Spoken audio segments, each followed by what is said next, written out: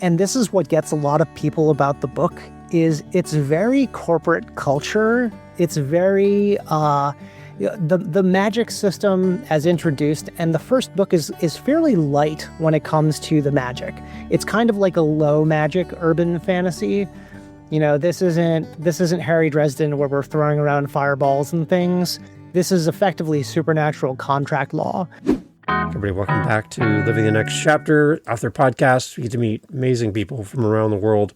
I'm so thrilled to have time with these great people and learn from them and get a new book to put on your shelf, and not just on your shelf, but for you to fall in love with as a reader as well. And Ben's here with me today. We're going to be talking about his journey. Lots of great stuff. He's waving at you, which is even more fun. Ben, welcome to Living Next Chapter. Glad to have you here. Yeah, it is great to be here, Dave. Thanks for having me. Excellent. Ben, where are you in this big world of ours? In this big world, I am in a very small town in what I call Middle Western Massachusetts. It's called Palmer. It's, for anyone who knows Massachusetts, it's like smack between Worcester and Springfield. And if you don't know Massachusetts, that's meaningless to you anyway. But so I'm in New England, where the leaves are currently trending their way towards a darker shade of brown. But it's really pretty right now. Yeah, where I am, it's leaves everywhere. So yeah, it's getting that time of year, right? So for me, that's going to mean a lot of snow where I am, but that means spring is coming, like just after. So everything's good, right? Yeah. Yeah, just a little bit of snow, just a little bit. Tiny little bit. Yeah. This is great. Ben, let's talk about your journey as an author and where you began. Has writing always been something you've been interested in, or is it relatively something new for you? I've always been doing something in that space. Like in elementary school, I wrote little stories. In high school, I wrote a lot of very goth poetry. And then I was actually working my first job out of college. I had been there for probably about 3 years. And I had some downtime on my hands, and I started writing a book. Like, I had this idea, and the idea came to me of, I don't like my job, and what happens if the devil shows up and makes you a job offer? What would you do? And that was kind of like the seed of the idea for my first book, which is My Boss is the Devil.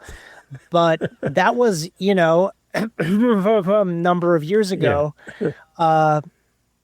I didn't actually get seriously into writing like novels until 2 years ago. 2023 is when I finally dusted off the manuscript for My Boss is the Devil, which I had actually finished, like the first draft of, I finished in 2014. Wow. So like 9 years later, I finally decided there's a lot of really bad books out there, and there's no reason that my book shouldn't be published. I was actually, and I tell this story a fair bit, but it's one that I love. I was on TikTok and I was watching this funny creator. She goes by Atomic Apple Pie, and she reads bad romance prose written by men. Oh, like reads bits of it, sprays the screen with like the water bottle as like a no, you shouldn't have done that kind of way. And so she's reading these passages, and I'm like, these are awful. And like, I'm not bagging on men writing romance. Men can write perfectly good romance. These, however, deserve to be in the annals of time as awful. And I said to myself, I wrote a book, and it can't possibly be as bad as any of these, and these are published, so why isn't mine published? Oh. And that's when I decided that I was not going to even consider trying traditional publishing at that point. That book had languished on the shelf for 9 years, and it deserved to see the light of day, and so I figured out self-publishing after that. But that's kind of how I got back into it. But then, since then, I've been on this roller coaster of sustained activity. My Boss is the Devil was mostly done when I got back to it early in 2023. But then later in 2023, and then since then, so in the past 2 years, I wrote the two next books in the series. I wrote a short story that's a prequel to the series. I wrote another book, which is my latest release, which I'm sure we'll talk Yeah. about. I wrote another book, which is my next release that I'm sure we're going to talk about. Yeah. I'm currently finishing up the fourth book in the series, and I've recorded and produced two audiobooks for my series. So like I've been this whirlwind of activity. Wow. And yeah, so I realize I kind of went off on a Yeah. tangent there, but that's how I got started, and then I haven't stopped since. You are all in now. Wow. Okay. Audiobooks. Your thoughts on these? Is it something that you're going to do for all the things that you do? Do you find a lot of value in audiobooks? Value is subjective Okay. because audiobooks, number one, audiobooks to a certain point are purely about accessibility. Yeah. There are plenty of people who cannot read written books, True. and screen readers or like voice to or text to voice are really really bad. They're not a good way of consuming writing because they're emotionless. And don't get me started on AI generated audio. That's a non-starter. 0 stars. Will not ever touch. So it's important to me that my books are accessible, for one. Okay. My mom can't read like written word anymore. She's had a number of neurological issues happen. And it was important to me. She was actually one of the earliest readers of My Boss is the Devil. By readers, I mean she was in the emergency room in a hospital for like 2 days, or like more than, let's say 36 hours before they actually admitted her into having like a room and a bed. And I sat with her for a good chunk of that, and to pass the time, because we were effectively almost in a hallway, I read her the draft of my book. And so I've kept that with me, Yeah. and I really, that was a number of years ago. And it was important to me that she be able to read my books. And because she can't read them, I wanted to read them to her. Nice. So at least for this series, I'm committed to producing my own audiobooks now, because you don't change narrator midstream. Right. That's like a big Yeah. no-no. So as this is going to be a 4-book series, I'm committed to producing at least 4 audiobooks. I've got 2 down, 2 to go. But for my other books, I'm still pursuing that. I'm trying to see whether or not I can get interest in an audiobook publisher to purchase the rights to those. But if they don't, I'm going to produce the audiobooks myself. Yes. Yeah. Okay. Because I don't know if every author has the skill set to voice their own books. Some of the people that I talk to on this show, they're like, there's no way I'm going to do that. So I love the accessibility. I think that's really, really important for me personally. I love to have a copy of the book and listen to the book at the same time. Those two elements together, I feel like I'm using more of my senses, and I feel like my mind doesn't tend to wander while I'm reading, and it just kind of grounds me to have the printed copy and the audio at the same time. So that's kind of my approach. So I'm a big fan of audiobooks, so I'm glad to hear you're doing that. Yeah, and just for your listeners, let's just dispel the myth right now, as I'm sure you agree. Audiobooks count as reading. I don't know who decided that, like, I don't know which segment of the internet decided that they were going to be pedantic enough to say that audiobooks didn't count as reading, but they're wrong. And yeah, I just wanted to put that out there as another nail in the coffin for that misconception. Yeah, good. Yeah, because none of those people listen to this show, so we're not worried about them. That's good. Yeah, I mean, clearly they don't listen to things. Right? It's a podcast. They're never listening to this either. So, okay. Let's talk then about the story. Was your boss really that bad? Like, is this really kind of a thing, or is this all made up in your mind? Or come on, you got to give us something here. Okay, so I have to say, more than one of my bosses, when they have found out that I wrote a book called My Boss is the Devil, the first question that they asked was, or statement that they made was, I hope this isn't about me. And the answer is no, it's not about you. I didn't have, I mean, to be fair, I have had bad bosses, but I haven't had any bosses that were literal incarnations of the devil. And the book, it does what it says on the tin. My boss is the devil. The story is about a young barista in New Haven, Connecticut, getting a chance to change his life by taking a job offer from Lucifer himself. So it is quite literal as opposed to being like a double entendre. Like the fun thing about the title is that it feels like it's a play on words or a double entendre, but it's actually quite literal. Okay. So is this a promotion for this person to take this job, or is this a demotion to take this job? Have you ever been a barista? Well, okay, there you go. Yeah, okay. I can, now you've kind of filled in the blanks for me there. Yeah, okay. All right. Well, that's, that's interesting. Yeah, I guess the devil would come to, get a coffee here and there and maybe make that connection. So where did the idea come from then for you to start this and write this? Like, you're like, from personal experiences, you're like, this would make a really good book. I think the hubris of authors is that we have an idea and we think it's good whether or not the rest of the world is going to enjoy it. Yeah. So when the thought occurred to me, the whole like, well, what happens if this guy gets a job offer from the devil, and then what happens after that?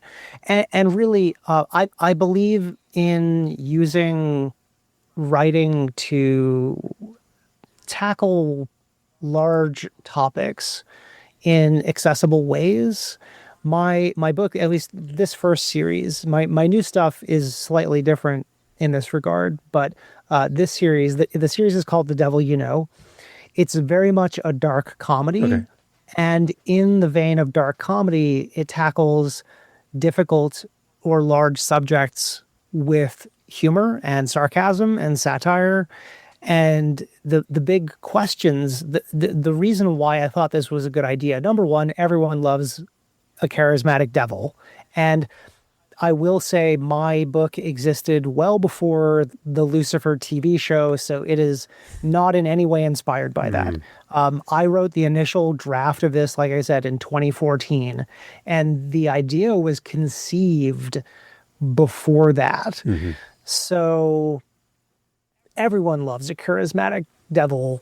It was a trope before I touched it. It was a trope before Lucifer touched it. Yeah. And so I thought that was a good idea. But then the bigger topics are things like just about ethics and morals and what is good, what is evil, and the constant question of, do the ends justify the means? What if I tried to do good with influence that is heretofore thought of as bad? It's the Nick, the main character, he's not an anti-hero like traditional anti-heroes that do bad things for good reasons.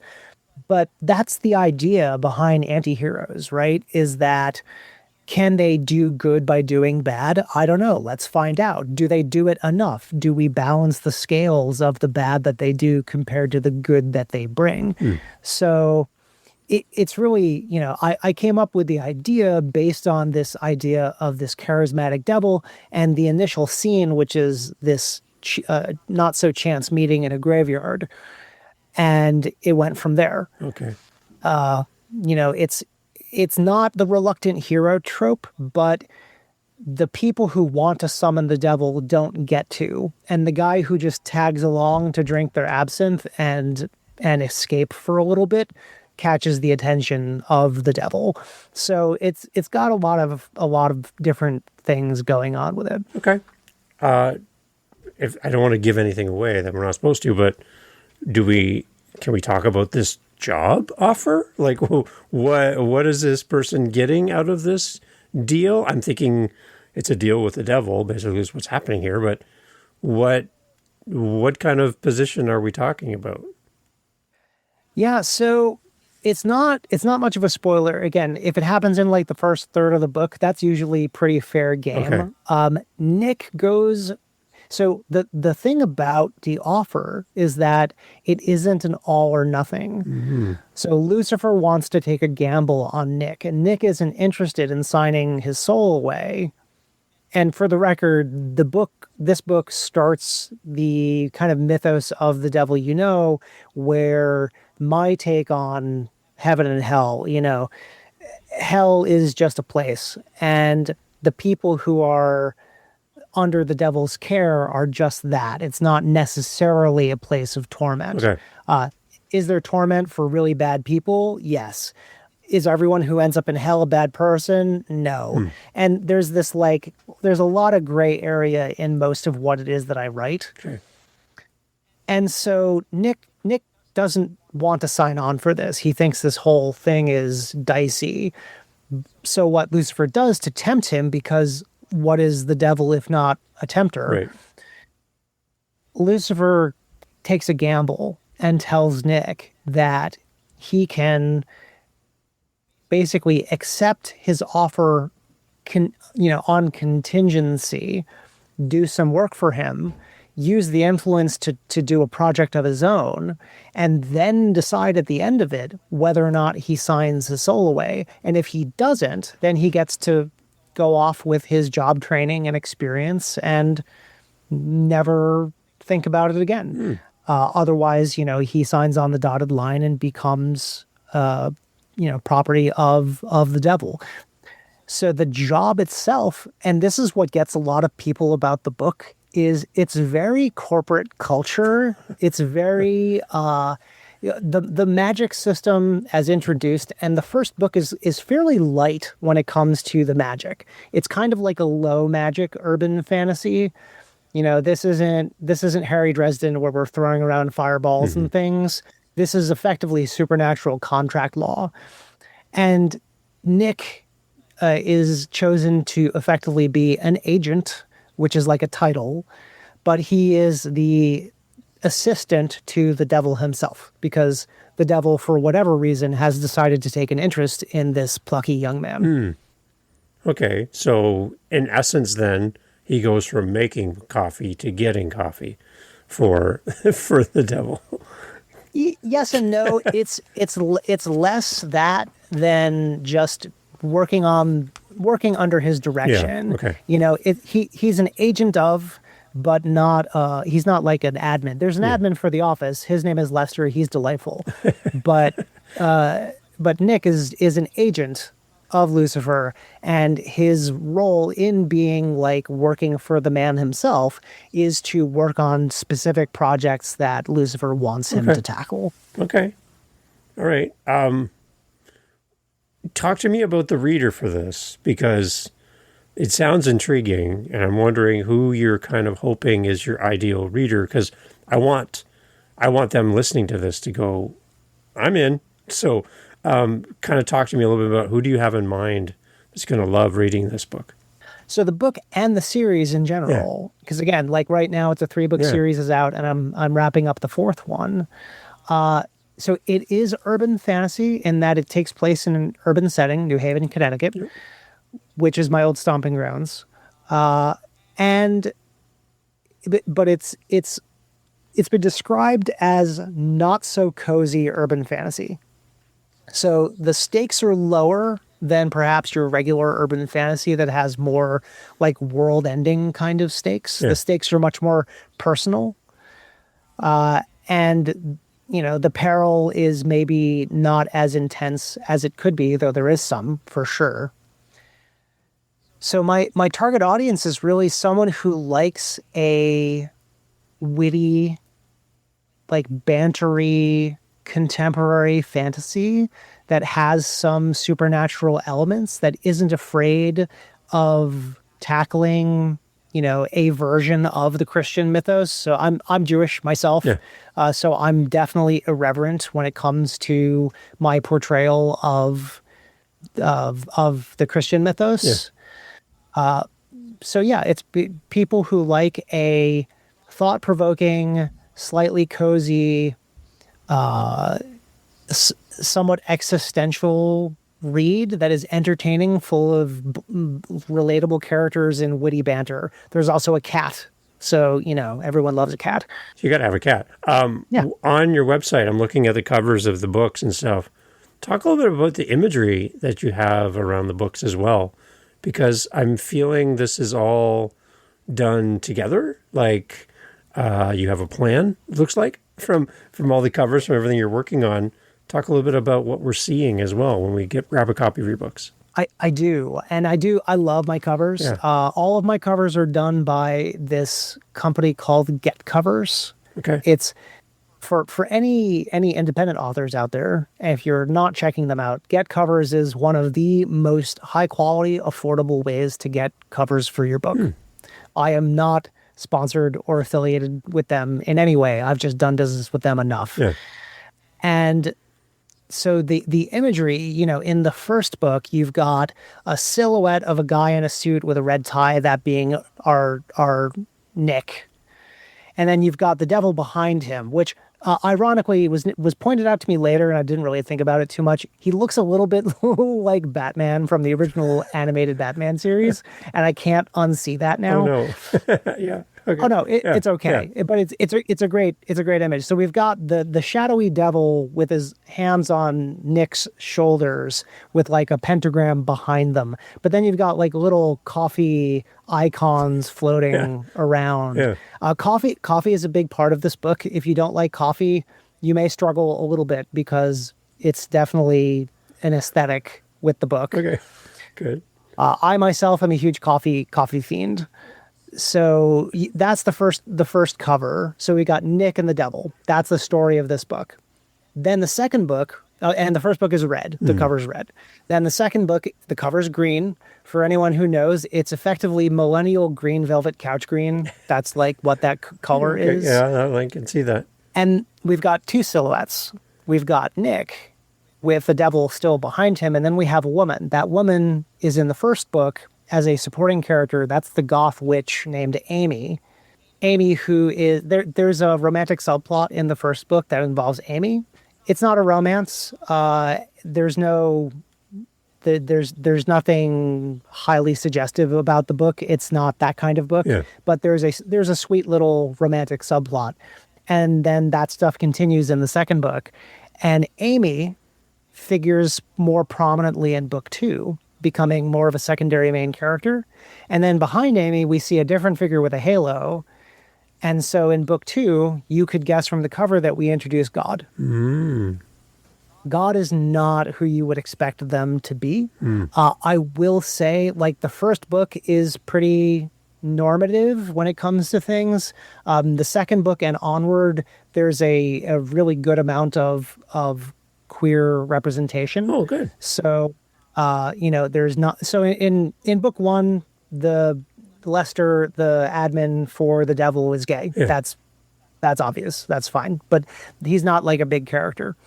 I also wrote this a long time ago, before I was as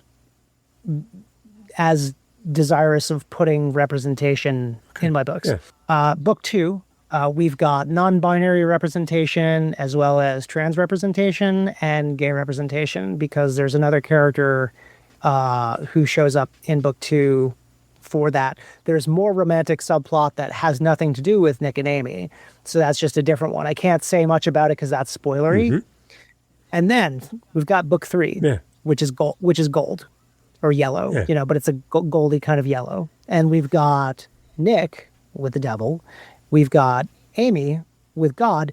And then we've got a third male figure. And I wonder who that is. And you will have met them at some point in the first 2 books, and I won't tell you more about that. Okay. But behind both God and the devil is another silhouette representing, I mean, it's obvious from the silhouette, I think, but it's a Hindu deity. And so the third book, which is called Too Many Gods in the Kitchen, is where we start getting outside of like the Abrahamic God and the devil mythos. And we start branching out, and that this world doesn't just have the God and the devil, it also has other personified deities. In book 3, we introduce 2 more total pantheons. Okay. And so that's a whole different story. The books 2 and 3 start and finish a redemption arc. There's a lot going on, and the same kind of representation is included in book 3. Without giving too much away, what's the color of book 4 then? Did you have a color? Oh, no. I'll tell you about book 4. Oh, okay. Sorry. Okay. So book 4, the current title for book 4 is A Little Death Among Friends. Good. So you can guess, Dave, what color the 4th book is. When I first looked at all these, I thought we were going blue because that's just kind of, Yep. Is it? Yeah. Oh, come on. Yeah. Oh, okay, good. All right. I am nothing if not consistent. Yeah, that's what I was thinking. I'm like, it's got to be blue. So, or purple. And one of the two. Yeah. I can't tell you too much about I don't want to reveal the cover, though for your listeners, I will. I can. I don't know. It's a great cover. I love it. For your listeners, there are no gods on the cover. Oh. There are the 3 figures from book 3, and behind them, with the name A Little Death Among Friends, stands the Grim Reaper, because book 4 is about death. Book 4 is an interesting journey for me. Let's get very real for a second, because I'm sure everyone loves that when authors go totally off script. I like this. Yes. I am terrified of the concept of death.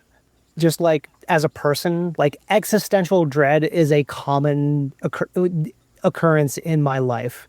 You know, the curse of mankind is the knowledge that we too will die at some point. Right.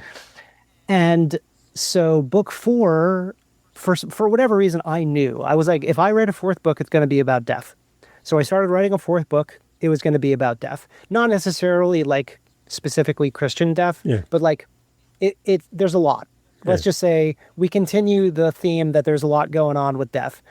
But I get to explore a lot of the really uncomfortable pieces of my own existential dread when it comes to the topic in this book. So there's still humor, there's still wit, there's still banter. There's also some really terrible things that happen.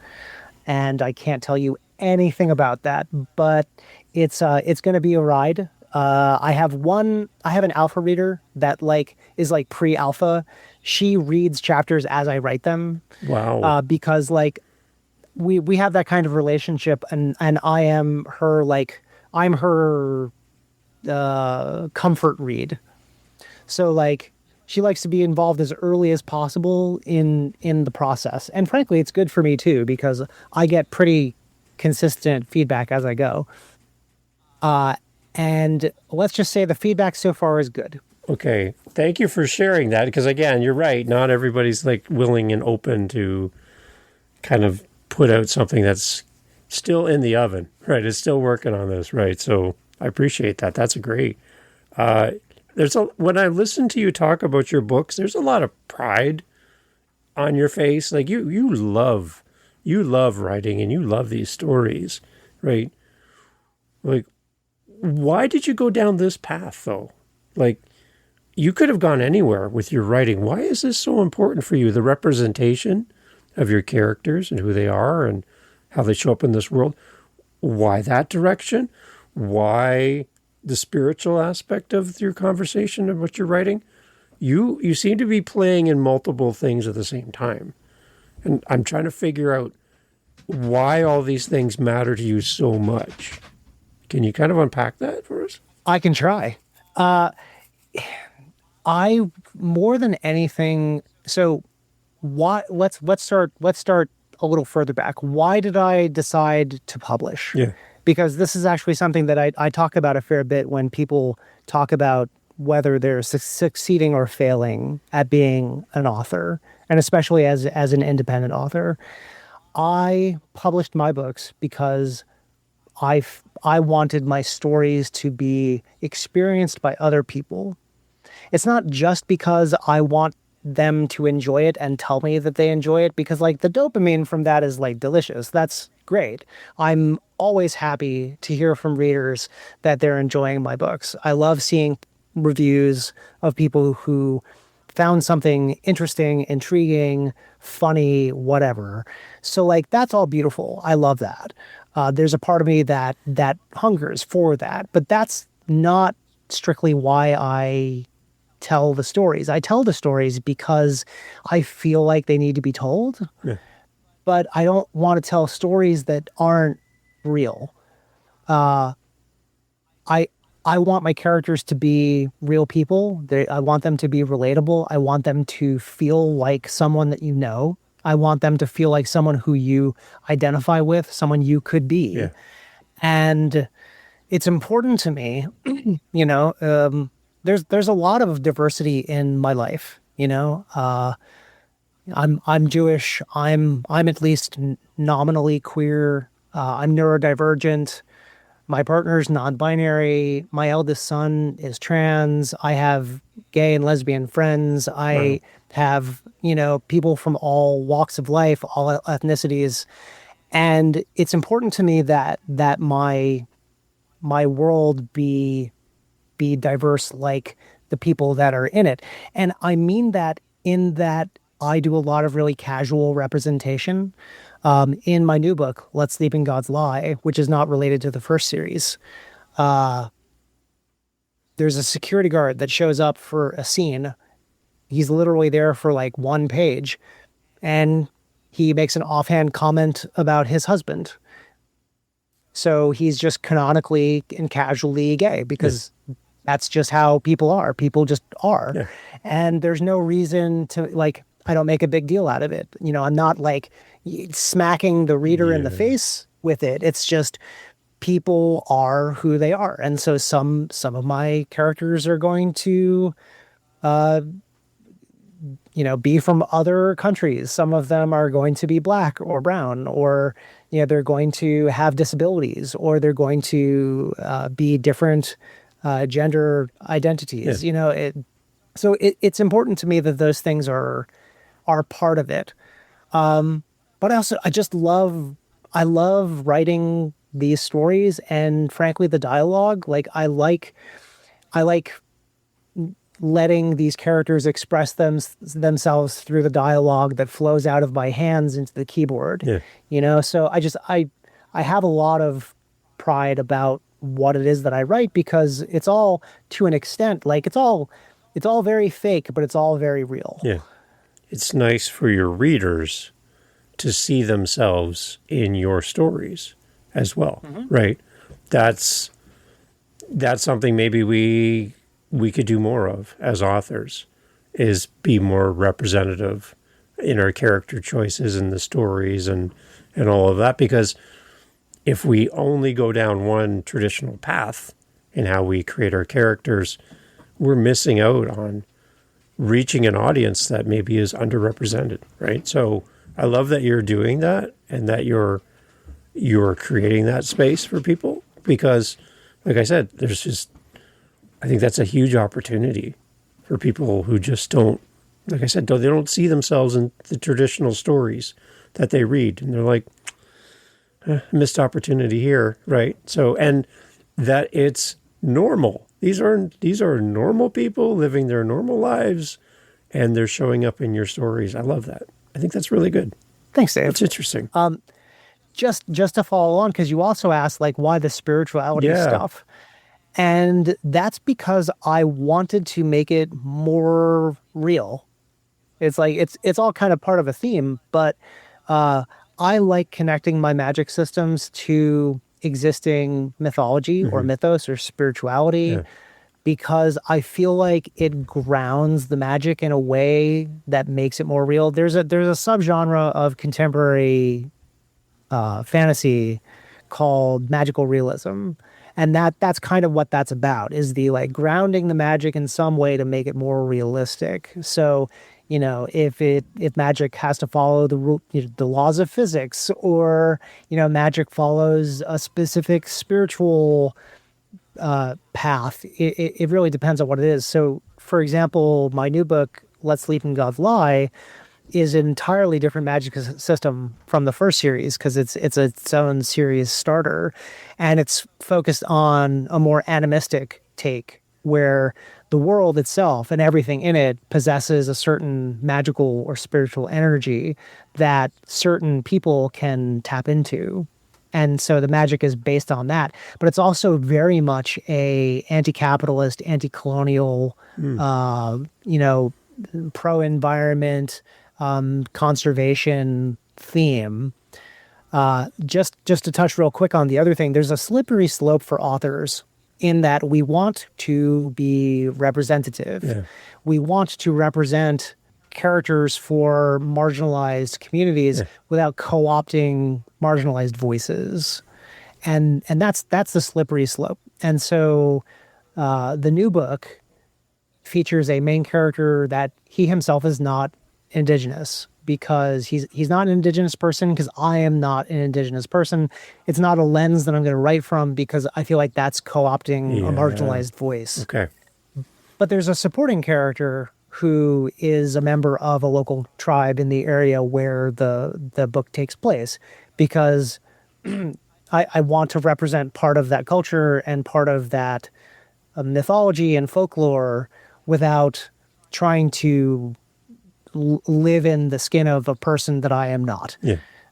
So it's representation without trying to co-opt a marginalized voice. And so like there's different ways that we can do that. And I did that through having an important supporting character who is part of this character's connection to that you know, folklore and whatnot. It's tough though, because you know I've seen multiple authors online, you know, talk about how they've had their books, you know, very, very harshly reviewed, or they can't find an audience because of their main character who is X, Y, Z, who is not, they don't represent the culture that they're writing from. Yeah. And that's always going to be a tough sell. You know, if you're writing a main character from a marginalized perspective that you yourself are not a part of, then you're going to inevitably get criticism for it. Yeah. And I think authors just need to accept that if you're going to go that route, that's what you're signing on for. That, or just avoid that and do it a different way to include marginalized voices without co-opting their experience. Okay. All right. Yeah. Again, as I'm listening to you, you just seem to be playing in some pretty interesting spaces that don't seem to be connected. It's like you're the connection for this element, and this element.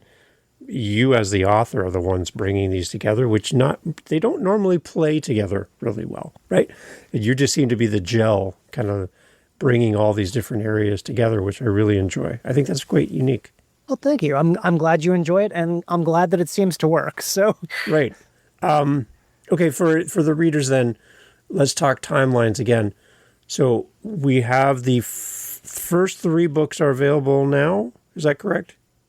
Yes. As a recording? So the first three books of The Devil You Know are available. All of them are available on Kindle Unlimited for ebook, and Kindle Unlimited ebook, paperback, and hardcover. The first 2 books in that series are available widely as audiobooks. Okay.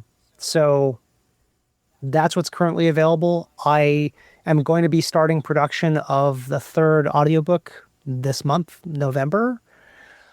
And and then as far as what else is available, the first book in my new series, which is that more animist, conservationist take on things called Let Sleeping Gods Lie, is available now in ebook, Kindle Unlimited, and paperback. And the rest of that is going to be coming later. Okay. Time frame for later? Do you have any idea? So book 4, I would expect to be out in the next few months. I have another book that is entirely based. So it's another series or like standalone, but it's going to have a cycle around it, not necessarily continuing with the same character. Okay. And that one is entirely a new magic system based on Jewish magic and mysticism. Okay. So like by the book, the Old Testament, the Talmud, the Torah, it has more demons in it than you can like shake a stick at. Right. And most people aren't aware of the demonology and magic inherent in that religion. Yeah.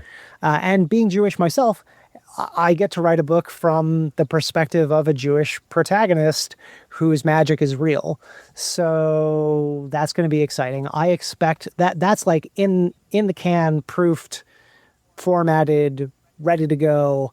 I'm probably going to start advanced review copies in a month. Okay. So keep an eye out for that. Yeah, if you find me on my website and you sign up for my newsletter or you sign up to be an advanced reader for my work, you'll get the free short story prequel called The Thief of Joy, which is a prequel about how Nick got in the devil's crosshairs in the first place. And you'll also be notified when advanced review campaigns for my new books start. So you can sign up for that if you're interested in reading the book early in exchange for an honest review on release day. I love how organized you are, Ben. It's amazing. I love the street team idea as well. To have your support built in advance for the launches of your books. That's super smart. It's hard. Getting a street team is hard. I can't even say that I have a proper one, but I have a box on my sign up list that you can certainly check. Okay, so as you listen to this, go to Ben's page and sign up. Get in there. Come on, you can be a part of the street team. You can help Ben. So there's people here listening. They can do this. So yeah. You can do it. I believe in you. Come on. Right? Yeah. We can boldly ask for that. That's not a problem. What do we get when we sign up for the newsletter? You get the free prequel, The Thief of Joy. Oh, yeah, okay. Which is like 0.5 of my boss, of The Devil You Know. And guess what color the cover is, Oh, no. Dave? Well, you and the colors. It's not one of the ones we've talked about. So it's another one? It's a different color, or let's say it technically is a combination of colors. Imagine the start of colors. The Start of Colors. That sounds like a book title right there. It could be. Well, I was originally going to go purple, but that's probably not right. So no, I'm lost. What do you got? It's white. Which is white. Okay. It's white. Okay. It's a white cover with just black silhouettes on it. Okay. That's a departure for you.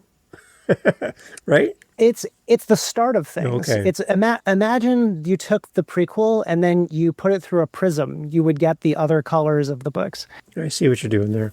Okay. All right. So you're going to keep writing until you run out of colors, basically. I could. So, a little Death Among Friends is the last story in the current arc. Yeah. I have another idea for a 3-book series that involves some of the characters from the existing series, but it's effectively centered around a large event that happens and then what happens to each of those 3 characters. So book 1 has 1 POV, book 2 has 2 POVs, and book 3 and 4 have 3 POVs each. So by the 3rd book, you're introduced to 3 POVs, and that's what you're used to. Mm-hmm. The new thing, I'm expecting each book to be a standalone for each of those characters that has a POV in books 3 and 4. Okay. So yeah, maybe I'll have to go with the next colors in the rainbow after that. That's good. Good. When you line them all up on your shelf, when you buy the whole list, it's going to be a very colorful books on your shelf there. I like that. I've heard they're very attractive on the shelf. I'm not saying that you should pick up a set, but everyone should pick up a set. Boldly ask, Ben. Boldly ask, so people will come and do that. I like it. The name of your website as well, Ben. Yeah, my website is benschenkman.com. Okay. So benschenkman.com. Good. And then if you want, you can reach out to me also, because I love hearing from readers, even if it's just to say hi and tell me that you like the book. If you hated the book, I'm sorry. You don't have to reach out to me at that point. There you go. Yeah, and then go ahead and buy them all. And when you buy these books, everyone, as you're listening, please leave a great review. Ben would love to hear your thoughts about what you're reading, what you loved, the story, the characters. Don't just write great book. Like, that's fine. But actually put some work in here. Ben's given us all these great words as he's written for us. We can do our least and give a great review back for Ben. That also brings other people into Ben's world as well. as they read your thoughts, they're like, yeah, this sounds like a book for me. So I love that. Ben's also got links to his socials and everything as well through the website. So you can find everything you need over at Ben's website, which is in the show notes. As always, Ben, I need to have you come back for more talks about colors and all these other things. So as you keep working and as you keep writing, please keep me in mind. I'd love to have you back in the future as well. Oh, as soon as I have a release date for something new, I will book you, Dave. We'll talk again. I love it. I love it. Everyone, all information again in the show notes for Ben. Please don't, not if, but when you buy Ben's book, those reviews are really important. And make sure you tell somebody about this book and this great author. Ben, thank you so much for doing this. Appreciate it. Yeah, thanks, Dave. Great to be here. Hey, thank you so much again for pressing play. As you've heard, great guests on the show. And one thing you didn't hear in this conversation is what? What did you not hear? Think about it for a second. That's right. Not a single solitary commercial for a mattress or a supplement or a whatever you call it. No. Why? Because we don't want to break up the conversation with commercials. So the fact that you're still here means that you are a fan of the show, I'm assuming. So if you want to help to keep the podcast going and to make me feel really happy, all I really care about is coffee, okay? I just got to be honest. I love coffee. I'm drinking one right now. It's starting to get cold. I need to warm it up. Helping us with our Buy Me a Coffee link over at livingthenextchapter.com and also in the show notes helps kind of keep the lights on around here. Remember, I'm doing this for free. I'm paying for everything. So I would love to have a little coffee donation, even $5 kind of fills up my cup. And I would love to enjoy a coffee from you. So if you're interested, again, thank you for listening. But you can use our Buy Me a Coffee link and fill up the cup. Thanks for being here.